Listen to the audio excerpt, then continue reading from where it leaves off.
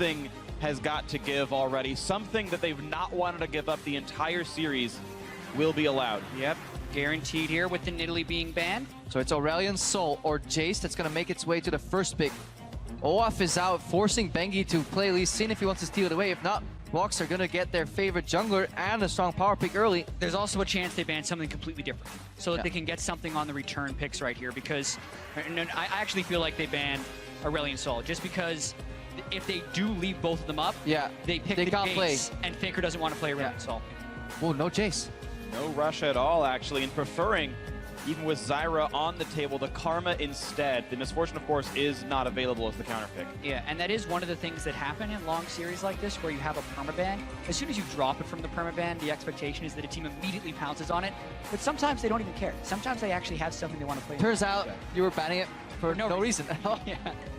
Also curious is the first pick, Ashe, is also nowhere to be seen, which is interesting as well, where we had seen that several times, and it felt like it was the major reason that ROX Tigers were winning was praise Ashe, and then the previous game it wasn't quite as good, and now it's just not even prioritized. Yeah, and now with the Misfortune ban, do they just go Ashe Zyra right off the bat? There's so many different variables that they could pick for this game. But this will be interesting to double steal away here. With Elise up, too, is the interesting thing for me, because I am super fearful of Peanut's Elise, although he has been prioritizing Elise in lately. The mind games definitely going on here. The Ashe pick suddenly contested in the series, completely unprecedented here during Worlds. Everybody's like, yes, Prey is an Ashe player and it can always come back, but nobody expected it to make its way. At least not this high in priority. Ooh, and it's the Flex Karma again. And the Jace, and the Jace comes through. Here we go. So bring it. Very few tanks available, but you've got support in the mid lane. And is it going to be Prey's incredible Jhin to round it out? So they get counter pick jungle. They get, I think this is what prompts them, honestly. They get Peanut on a counter pick jungle from whatever's remaining to give him his favorite champion that he wants to play. They have an aggro top laner right there with the Jace. Combine any jungle with that and you have so much damage. If you have the synergy to pull it off, you can definitely nail some ganks. So you got free push in mid lane with the Karma.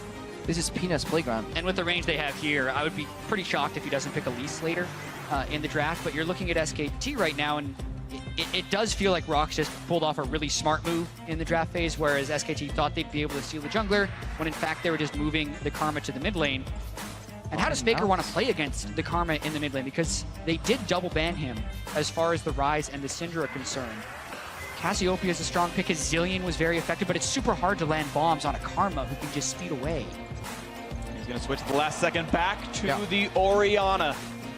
Utility in the mid lane. Very few tanks to be had here. Bengi on the Lee Sin, of course. They already know the Jace is top, and there are the champions we expected. The Jhin, as well as the Elise. ROX on a lot of comfort here in Game 5. But this is, just like Game 1, Peanut's first gank has to stick. We saw what happens if it misses. He falls super far behind. But look at the potential. Karma mid lane, snare onto Orianna. That's instant cocoon. It's going to hit. Oh, the pick potential from the ROX Tigers is absurd. The fact that Jhin could open up, Karma can just speed to a route. Jace can speed everyone up as well, so if they do land one cocoon somewhere, even in the mid or late game, that target's mostly dead, unless Duke has become an absurd level of tanky by the end of the game. So the pushing lanes are in the favor of the ROX Tigers from this draft phase. Bunch of ranged champions, very squishy if it goes to late games, which could lead to some series-deciding shockwaves, but SKT would have to get to that point because the early pressure is in the favor of the ROX Tigers. If we want to see what Bengi does here in this matchup, we've seen Lee Sins that can get contested so hard because they are at a jungle disadvantage. Actually start on blue side early, pick up the blue buff themselves to make it spawn at least as soon as they can and go for a full clear early on. It's actually something Peanut likes to do on Lee Sin himself. I wonder if Bengi has watched those VODs and is going for that attempt, because it could actually mean that he could outmaneuver Peanut in the jungle, because it's quite unexpected start.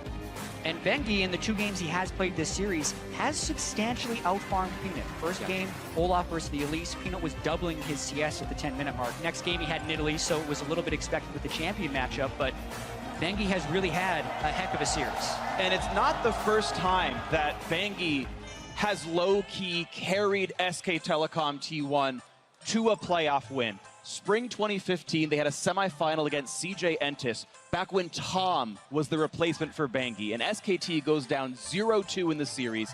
Bengi comes back in, reverse sweeps, and they go on to win the split, 3-0ing Tigers at the very end of it all. Here we have the same situation. Bengi plays game one. They say, that's nice, thanks for your time. Blank is in though, and Blank loses 2 straight. And they say, you're right, Summoner's Rift, Mr. Jungle, Mr. Bengi, we're sorry for doubting you. Bengi's back in. He's individually 2-0 against ROX Tigers here in this set, and looking to make it a personal clean sweep, bringing SKT into the finals in this final game of the series. Yeah, just such a series, the one we've been waiting for. And I agree with you on that Bengi point. For every superhero, they do in a sense need a sidekick, right? If Faker is Batman, Bengi is definitely Robin. No one will put Robin on their top 20 superheroes in the world, but Batman definitely needs him. And that's been Faker and Bengi's relationship, winning 2 world championships together, the only players to ever do so. And they're on the way to a 3rd. Half of all of the world championships would have gone to SKT if they can finish through on this series and on the next one in Los Angeles next weekend. It comes down to this game. Smeb gets the Jace that was banned in the 4 games leading in. We know he's had a great series, and now he gets a dominant lane. Jace Pop, he can turn either way, but I feel like you want to be the Jace in this one. You want to be Smeb here. Yeah, let's track the jungle stars. There's no information on either side. There's a double leash here. Obviously, as Jet mentioned in the last game, there is fake leashing potential. So until these junglers get spotted, but right now both teams are under the assumption that the enemy jungler started on top side somewhere. Yeah, and so many of these games have started with an insane focus on the bottom lane because of the crazy MF picks and the jungle pathing's always going towards them. But here we have the Jace finally making it through the pick and ban phase. Smeb, hailed as the best player in the world coming into the tournament, has been a little bit inconsistent in his play, but ROX still have a chance to win. And now he's on a champion who almost needs to crush lane to be effective. Smeb needs to shine here. But you look, he's already playing so far forward here, just denying CS here. Yes, Duke gets the experience. In most Poppy matchups, Poppy has gone down into Jace about 30 CS early on. Then once the items start rolling in, that 30 CS disadvantage stays relatively static, but the pressure is almost always on Jace's side. The question is, when is he going to accept pressure? We know and can kind of assume that Bengi started topside on the red buff, and Peanut's coming to help already. Yeah, and this could actually prompt an extremely early dive. It depends on the amount of harass that Smeb would get, who's actually turning towards mid lane. Faker without cleanse. Level 2. Kuro with the flash snare. Into the pillar, forcing flash. That was flash and ghost. It's a good plan, wow, but it's executed poorly. Ooh, I don't think they're going to get the dive, but it is damage.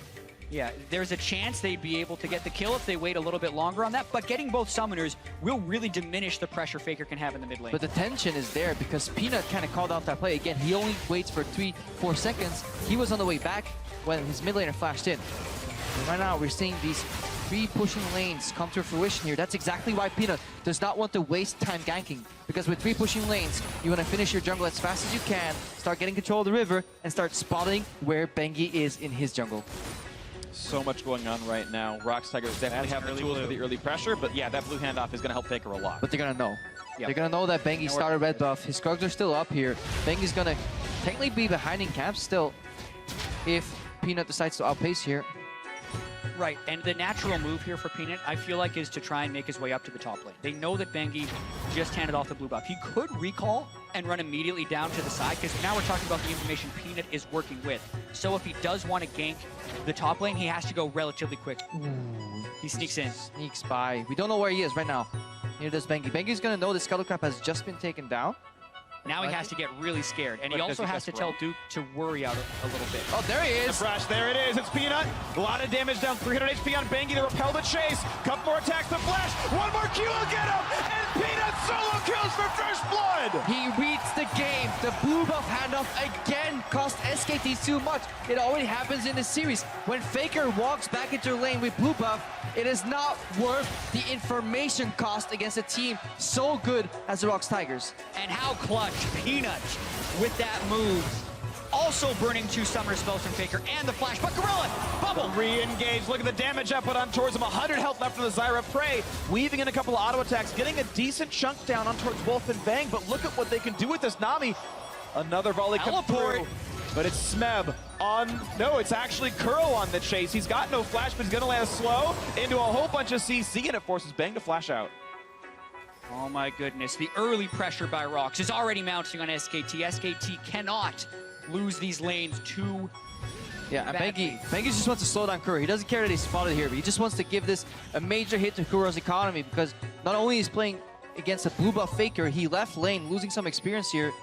This in turn frees up Faker, unspotted.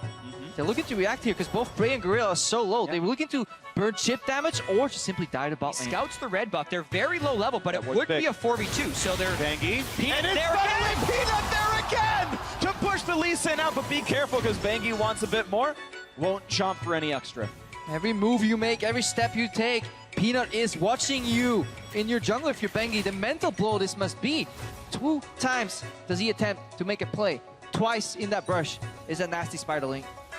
And there was one other time in this tournament where the ROX Tigers were 1 game away from elimination. It was ROX Tigers against CLG in the group stage. Peanut played Elise in that game, got an early kill, and rushed Sorcerer Shoes. Then he went on to get 10 kills in that game. He's looking to do that again. He has been in the right place. He's going a build to try and carry, and now it's all about whether or not he can carry ROX to the finals. The early Sorcerer's Shoes. It's all about how much damage he can do to other champions. That's the test for him. He's out of mana right now. He's kind of stuck in spider form farming. What do you do next? Just like we've seen the past few games, ROX, first they use the information where Bengi is. They extrapolated it from Faker's blue buff, and they play around it.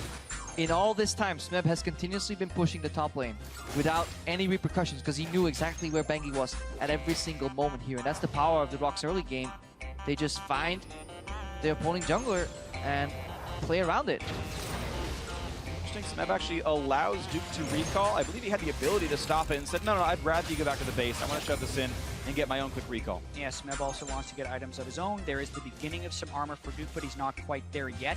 So I'd expect about another 10 CS advantage to creep up from Smeb, and then you hope it's equalizing, unless Peanut's able to dive that lane somehow and really snowball it in Smeb's favor. It's a little late right now. Obviously, Poppy W can stop her least Q. Although I think it still applies to damage, it's still just too risky to dive a Poppy at this point. It's better to just have Smeb push, peel him off, and have him threaten this mid lane turret. In their past games, though, Peanut would go towards top lane Smeb here, but he's actually changing up his pattern, moving into a lane gang bot. He is playing against the Hawkshot champion in Ashe, though, so this is extremely risky. High cost, high reward. Exactly. Peanut has been so committed to ganking bottom lane, and ROX Tigers as a team have this setup. They have 2 pink wards in this bottom side. That's the lack of vision for SKT. They get him again. Another stun into the root, into all the damage, and yes, they pick him off. Prey gets Wolf. 2-0 ROX Tigers. And I said 2 pink wards. It's actually 3 pink wards to set up the bottom game, making sure nothing can see him on the approach up a sec from a hawk, except for a hawk shot. And while it is a great play from Peanut, we have to question Bang and Wolf here when the opposing team comes back to lane with 2 pink wards. You spotted them, you know this far before. Why would they invest so heavily in vision? You should be afraid of this brush here, but again, Peanut walks in, waits 2 seconds, gets a cocoon. This guy is so efficient. Yeah. You definitely do have to criticize Wolf for walking past his minion waves. The only way he dies is if the cocoon hits him, and he actually had the minions there, which could block. Peanut's feeling good. This guy gangs. This guy knows how to play League of Legends. Oh man, looking to get a little bit more. HP on the red buff, grabs it down. Not too big of a problem right now. Peanut level 6. And I just love how chill they are on stage. They lose the 2nd or the 4th game. They couldn't knock that SKT out of the tournament. They walk off stage, they're all smiling. They're joking around. They know it's still possible. These guys have such great teamwork. And also, both teams right here need to display a high level of endurance. And the fact that ROX Tigers is bouncing around just speaks to how much energy they have. They have been on stage playing in some of the most tense games of their entire lives. The semifinals for the World Championship for 5 hours, and they're still so bouncy and full of energy. ROX Tigers, definitely a good start to the game. Yeah, it's almost 11 o'clock at night. Oh, time for the flash. The kick on the Gorilla, the Q lands as well. He flashes to get back towards his tri-brush, but has nowhere to go. Wolf, sadly for SKT, is the one to secure the gold. The 300 going to support Nami, the worst recipient, but it is still a great kill for Bangy. Yeah, they did need to kind of dump damage on him because Prey would have been able to move up a bit with the heal, but that's a huge boon to be able to get a little bit back into this laning phase right here. Unfortunate for SKT that it's actually a Cloud Drake. The Ocean, Infernal, or Mountain all would have been better in this situation. Yeah, but they've lost also 2 of their pink wards here, so major hit right there to the vision. Look at Bengi. Just scoots in through. Challenging Gorilla as he sets through the vision. Totally unexpected. And instant decision making as well. Kicks him, throws the Q immediately, makes it so Gorilla can't dodge it. Then he delays on the follow through from his Q because he was trying to get the most execute damage possible on that play. Yeah, it was such a surprise that Gorilla wasn't ready to flash. The fact that Bengi, instead of walking over for a potential kick, he just simply went for the flash kick. So many players are so used to Lee Sin's walking up for kick flash that they didn't expect that the old variant is still entirely viable play. Well, Bengi's been around a while. He knows all the Old school. Or maybe he's just getting old. Well, results don't lie, though. So far, Bengi has done pretty well for himself. Yes, been caught out once or twice by Peanut, but that was more excellent play by the ROX Tigers junglers than objective mistakes from Bengi himself. So far, pretty good for him. And as expected, 30 CS deficit here, even over 30. From Smet pushes up, gets a ward, gets rid of the pink ward. He just wants to keep pushing. There's no dive attempts anymore. The earliest you can dive a Poppy is like level 3, 4, but after that you probably shouldn't attempt it anymore. Yeah, especially, the one thing that does help is that Peanut's a more magic damage dealer right now, so the Chain Vest doesn't really help against Elise, but yeah, the difficulty is still there. Poppy ejects one, focuses the other, hides in her turret. Steadfast presence as well, cancels Jay's leap forward, a little bit of damage, at least Q is annoying to cast. So let's look at the bottom side of the map here. That's where the action was focused. And Frey, or Bangwater, has Arrow online. And Frey and Gorilla know exactly how potent that single ability is. Gorilla's flashless. Yeah, and this is also where SKT drafted to try and take the edge. They picked the Ashe and the Lee Sin when Jace was up, so they want to be able to control the bottom side of this map. Ooh, Shockwave's gonna land all the damage they need! And Peanut fails to repel it. What a great kill for SKT. Or even just flash it here. SKT, the mid-jungle synergy is back. They have been developing it for years, but as you say, Peanut, maybe with fatigue, maybe so much confidence, thinking that he'd be able to just walk out of that, gets caught in the CC chain, and there goes the jungle control. It's in the side of SKT. And it's something I was... Oh, this is just so huge. Oh, yeah. This turret. This is this turret falling rapidly, taking the focus fire. Cannon Wave is there. Prey wants to wave clear. Faker says, don't you dare, I'll tank for the minions. Gorilla blocks the arrow. Sure, everyone's playing it right, but at the end of the day, when it's all played properly, it's SKT who gets the first turret of the game and a gold lead. And that's the Orianna pick into the Karma. It scales better, and eventually, if you give it 2 blue buffs, it will also roll much better. Lost Chapter plus blue buff, so hard to deal with, even if you're a Karma, which means Faker and Bengi are in the jungle first. And to go for this play, really hard to spot, honestly. Well played by Faker. He was on the very edge of the shockwave. He didn't flash because I don't think he thought it would hit him. Now he invades. But there's teammates around. Duke also teleporting to come down to the bottom lane at the same time here, because Ev was already in there looking for a play, and it's a 2-man knockback by Duke, still rooted up by Prey. Can a bit more happen? Yomu's means the flash comes out of Duke. We're going to have to see the setup to that play again, because I believe he teleported in to save Faker, and this is where the game is kind of descending into chaos. And Peanut, in the recipient of this chaos, taking plenty of damage. Give it away with this for now. 700 gold lead SK Telecom T1, plus the Cloud Drake defending mid lane. But SKT playing macro again. They take tier 1 tower bump, they swap their 80 carry to the top lane. They need a hold here though. That's a wave clear shockwave partly from Faker, but it's not enough. Yeah, the minion wave still coming from the back. This is an extension of such a long play. They get a lot of damage on the mid lane turret. And Tidal Wave means 2 turret shots on the Prey, who's now too low to fight easily. Yeah, Spiderlings could tank for a while, but SKT is buying time here. They're trading turret for turret. Mid lane turret is pivotal though in the defense. SKT is holding on. The better macro play wins here. Oh, and this is fascinating. Bang sees him with the hawk shot. Shock Blast lands. It's flash and heal. And he has the ulti as well.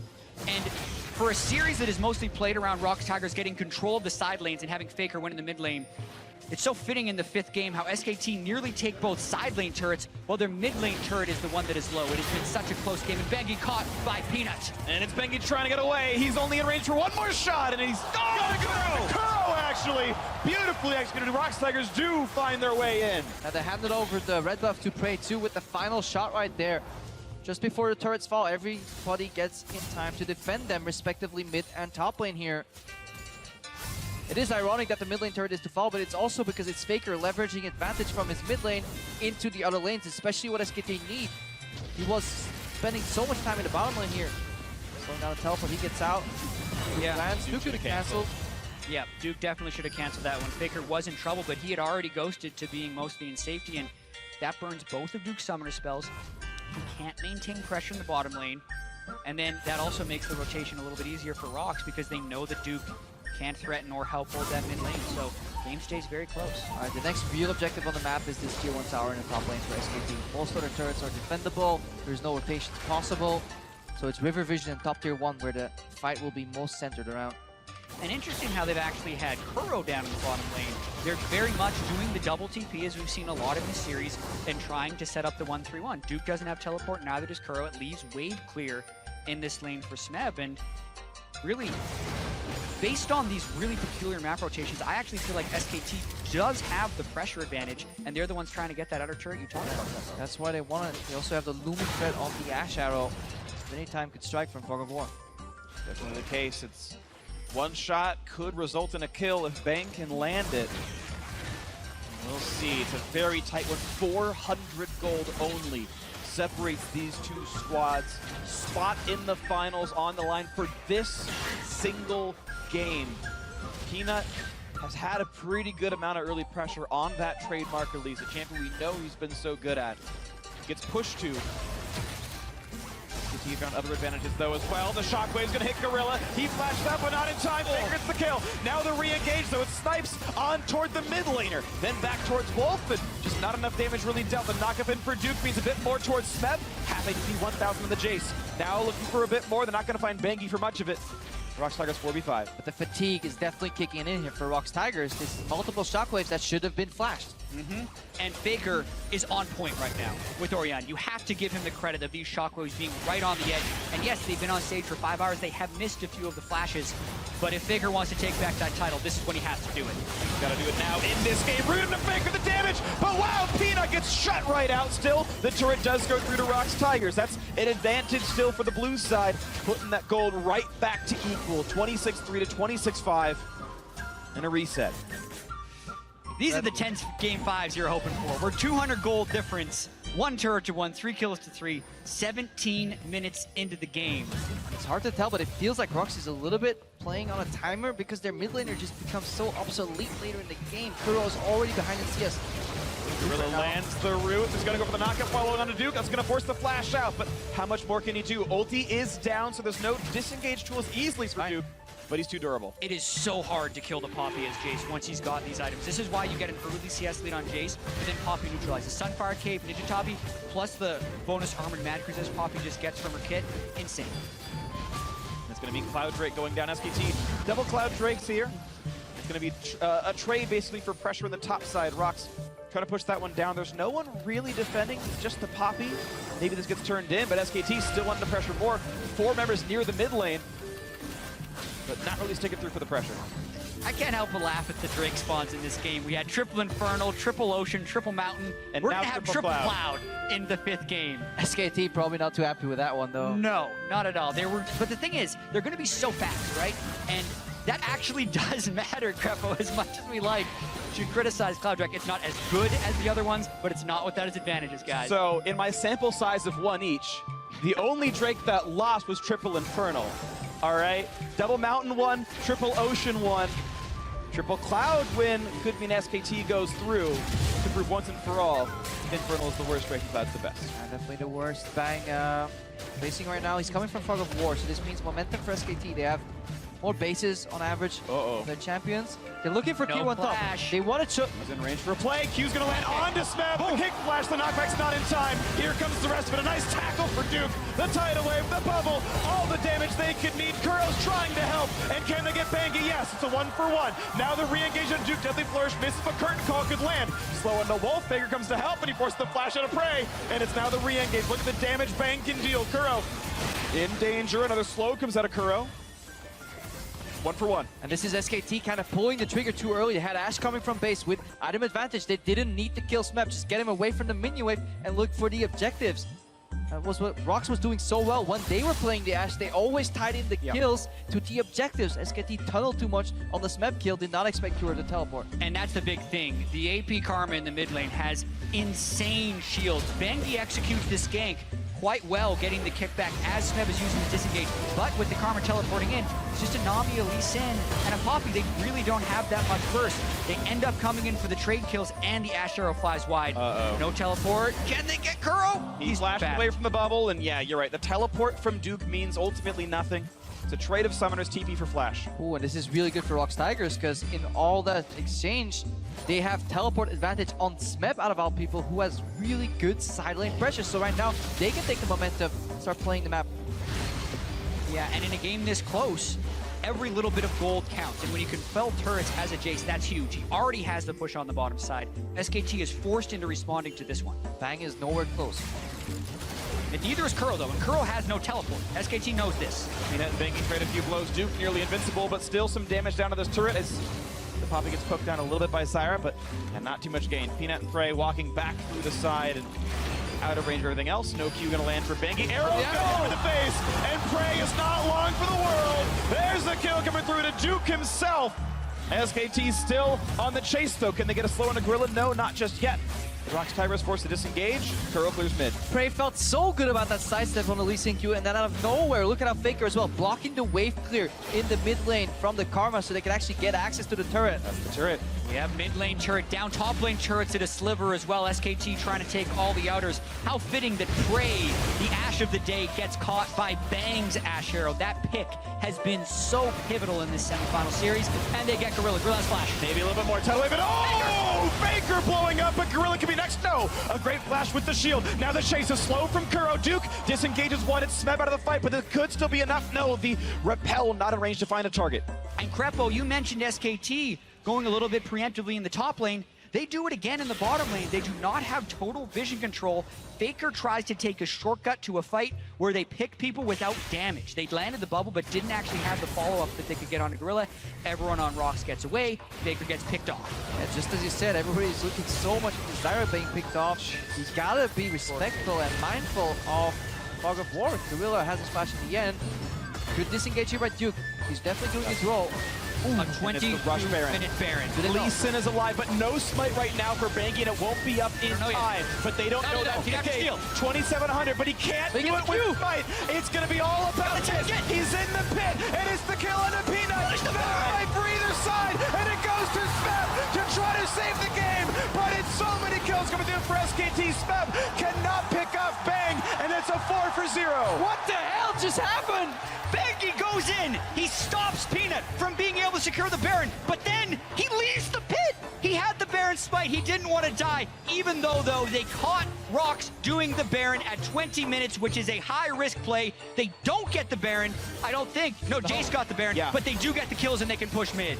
Kuro, the one surviving member. Now the question is, how much does SKT get? Of course, it's early in the game, so it's only one turret. The Baron power play overall, of course, negative 1,000. Maybe more now, 1,900.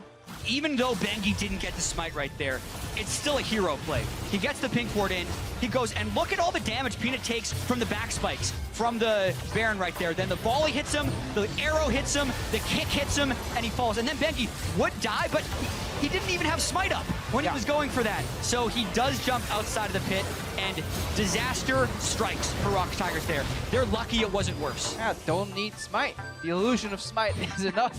Just kill the enemy jungler. And Peanut, like, he took the Lee Sin Q. I was wondering why he just wouldn't take that. Then move to the side. Honestly, somebody else should be blocking the axis of Lee Sin there and have Peanut on the side going for an execute. Obviously, very easy for us to analyze outside the fact, but you gotta be ready for it if you want to commit to a 20-minute Baron in a Game 5 against SKT to keep your chances for the Summoners Cup alive. And it just speaks to the situation we're in right now, the high-pressure situation. ROX tries to take a giant risk. It doesn't gotta pay be off. careful. He's gonna jump to the minion. The heal comes in, and he will get away with it. But that is still Summoner heal down from Frey to keep his jungler alive. SKT control the vision around this Drake. Yeah, and third Cloud Drake is just going to make them even so much faster. Also means they can't get a fourth Cloud Drake. They're guaranteed to get a better one next. Say better. Oh, it's Smeb getting caught up with this one, though. Jumping over to the minions, trying to get away from Bang. Thankfully not slowed by the volley, and he is going to get his life out of this one. But the Q's going to land. The tackle, the knockup, they want Kuro. The kickback out of Prey. That's already one. Will it get two? Looks like yes. Bangy secures it. And SKT on an absolute tear, looking for more. Chased by Faker, stays alive. Thanks to help from Wolf. The re-engage Bangy is low. Smeb tries to carry the fight. Just a clean 2-for-0. No stun's going to land, and he gets out. Some really pressured plays coming out of these guys. Faker flashing into the turret unable to get the final kill, but they still get 2 off of the pick, and SKT need to calm down. They have a huge goal lead, they have the experience, they have the track record, and they are in a position to go to the finals if they play this They out. just forced a negative 3,200 Baron power play on the enemy team. They shouldn't be this erratic, but they're buying into, honestly, the hype of this series right now. They find Smep early. Look at the way Duke and Venki magically connect here. Oh my.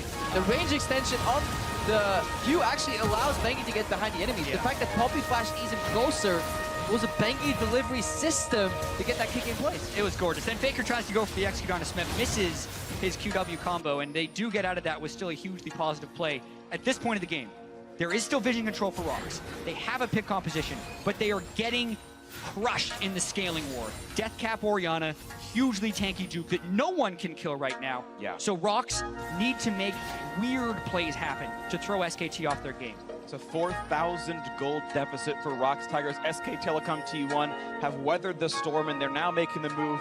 With the triple Cloud Drake, they run insanely fast. They can make the rotations happen, get where they need to be on the map.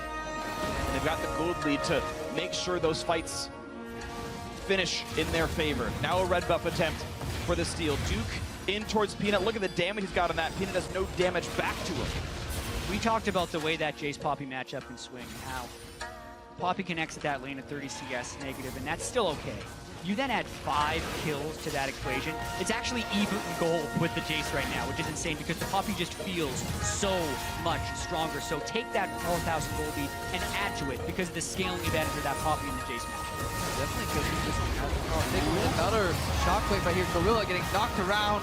Arrow into everything else they could need. A 2-man knock him. Bengi wants maybe a bit more, but he bites off more than he can chew. That's 1-for-1 jungler for support down. But look at this. Duke is invincible, and the bot lane turret's already dead. Maybe not as invincible as we think, though. Still getting worn down, but Svev goes for a shot onto the back line. Another root onto Duke gets healed up again by the Nami, and just no damage really comes through on this one. But it's going to be the shot and a bang. Deadly Flourish picks him off, and now it's a numbers lead for ROX Tigers. Shock Bless land, also a slow in for Kuro, and he gets the chain. He gets the root, but not gonna get it all the way, and Duke is able to walk out. Not Deadly only Flourish, though. is Duke so tanky, the fact that Orianna's shield gives you additional resistances and shield as well makes it impossible for him to go down because it takes such a long time to whittle down. If they get access to anybody behind Duke, that's the way ROX can strike.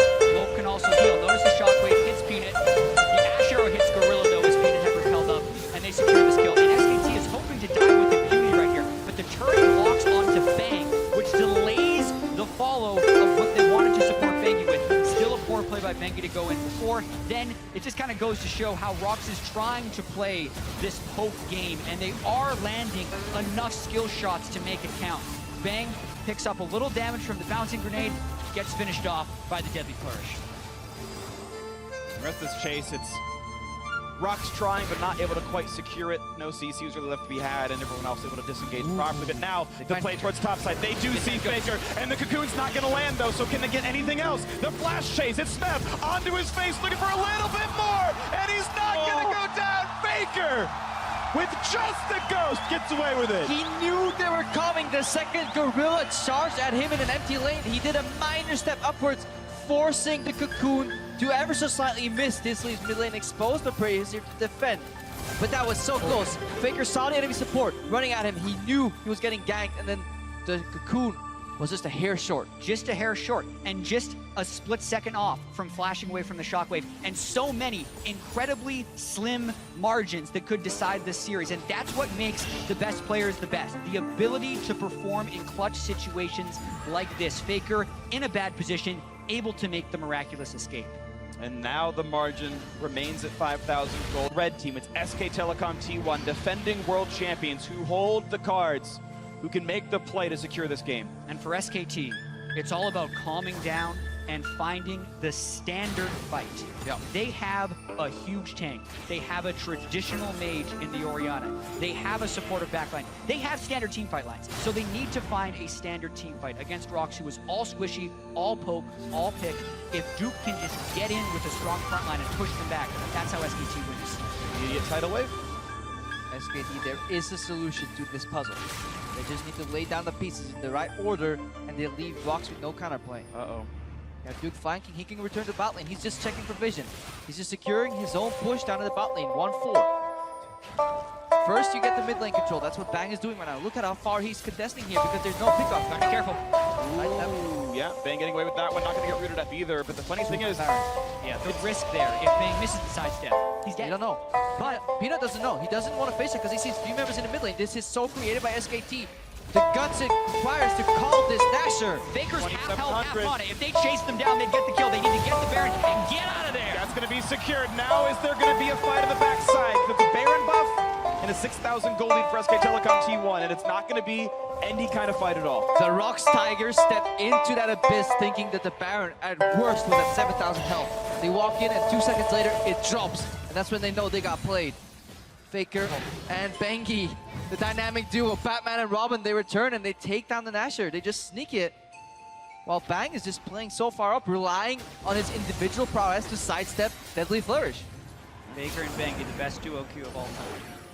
They're just the difference between ROX's Baron Sneak and SKT's Baron Sneak. Peanut couldn't quite make it there in time. Lands zoned out. Cocoon on a Bengi. That's clutch, and a quick shot on a Wolf as well. Means a half-health Nami. ROX Tigers able to slink away, but they've got to now withstand an SK Telecom T1 Baron. And even to add insult to injury, what I think is the best one they could have gotten, a Mouse Drake now. So they can knock down turrets even better next time around. And honestly, Duke right now, coming to the series, the liability of SKT. Almost every single game, if not all, Duke has had side lane pressure over Smeb, whether it's due to picks or play. But now later in the game, this Poppy is still showing up. He's definitely doing his role so well. And Duke is a spectacular player. If you criticize him, it's been in times his inability to play with the rest of SKT, but even throughout the LCK regular season, he was the best top lane laner. He's had his hiccups throughout Worlds, like getting solo killed by Looper, but he has held his own and then sub against Smeb in this series.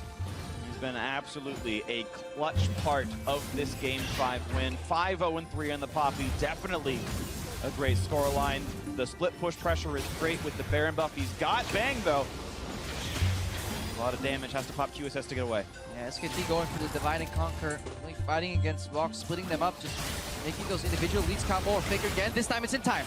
He repels away, so okay, it's all right for him. But now, counter. Curtain calling the re-engage, but Tidal Wave says no, don't you dare, and Peanut getting lower and lower. Root on a Bangi means it's going to be a quick disengage, but Peanut has to heal up. Yeah, and SKT's just buying time right now. Duke never joined that fight. He's just getting these outer turrets down. He's trying to accrue a larger gold lead for SKT so they can just build up as this game progresses. We keep talking about the Jace and the Karma that are going to be outscaled by the Poppy and the Orianna, and SKT know that as well. They can't get picked off. SKT is not on the clock. They just need to disengage here. Look, preemptive flash from Wolf. And there is no longer that tool that drags ROX into the game. The Ash Arrow was taken away by SKT. They're fine going for the next Dasher. They're fine waiting for Elder Dragon. They have 4 dragons. Even if ROX contest it and steal it, it doesn't give them a bonus whatsoever. And that's the reward of having immaculate dragon control in this final game. Definitely look good for them. So now, we're going to have a reset shortly. 30 seconds left for most of them having Baron. Faker will have another 30 afterwards. He can make one more empowered minion wave right into the turrets of ROX Tigers. It'll be the reset. It'll be the 8,000 gold lead recall. SKT to buy their last few items. Guardian Angel onto Duke. But even though Lord Dominik is in now for Smeb, he's got as much armor pen as he can realistically buy now at this point in the game. He still is going to have a terrible time trying to shred through this Poppy. Prey himself also just not a great tank killer. Even if he's got armor pen too, it's Gorilla who needs to finish a Leandri's Torment, and he bought Quicksilver Sash. Exactly, and the builds that Jason, Jin are going for are the mid-game power spiking builds, and the mid-game is being completely delayed. They land the arrow onto Gorilla, but he does have the Mikhails. Yeah, QSS is out. He's going to be all right with that one. Oh, QSS, rather. Yeah. No, it's fine. I get those backwards too, don't worry. And now it's the push forward. SKT wearing the Baron buff of Faker. Time's out just now, though. He's not going to poke off the minions.